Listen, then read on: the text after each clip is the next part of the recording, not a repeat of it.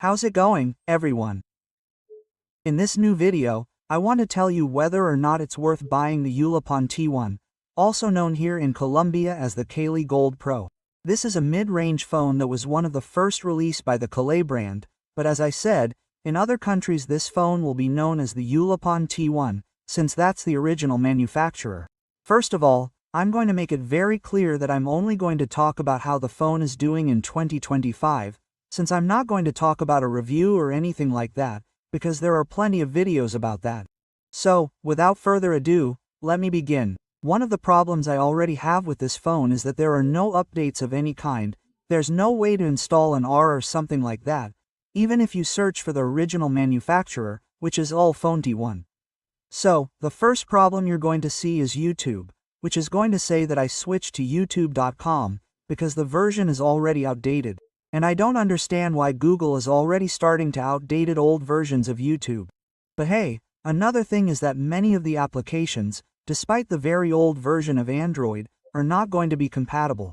If we look at the top of the most popular ones, we most likely won't find Facebook, we won't find other applications like that. Obviously Facebook Live will work because it even works on obsolete phones. That's the good thing about Facebook Live, but the official Facebook doesn't have it. Likewise, there's no official Instagram application for those versions of Android either. So, that's one of the big problems right now. Another thing I don't like is its camera. It's not that it's bad, but it's a camera that's more like a low-end or mid-range cell phone from around 2020, being a phone from around that time. It works well, it records well. In fact, the front camera has a flash so you can see it. It has a small LED flash. Because back then, the fashion was in this class, it was in that class of photos. I've never really liked having a flash on the front cameras, but hey, that's what it is. One of the things that was pretty good and still is today is its price. Even though I bought it with this detail on the screen, I bought it for around $10, which is equivalent to around 42,000 Colombian pesos. Obviously, I paid 40,000 and I'm surprised that it works too. You can enjoy a little bit of a sigh that I made a long time ago, which is actually one of the first videos on my channel, which is about the Element Cut, and I'm surprised to have a phone like this again.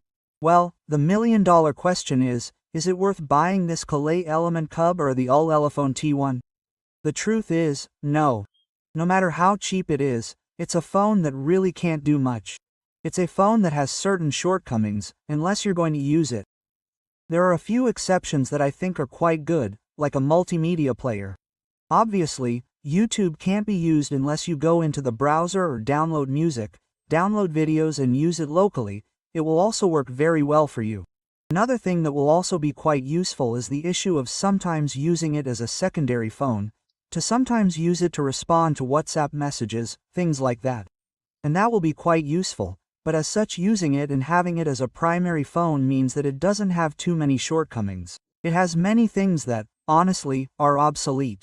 But, well, if you are going to use it as a music player and all that, yes, because, as I said, it has 64 gigabytes of internal memory and, well, for those prices that you can get, there is nothing better.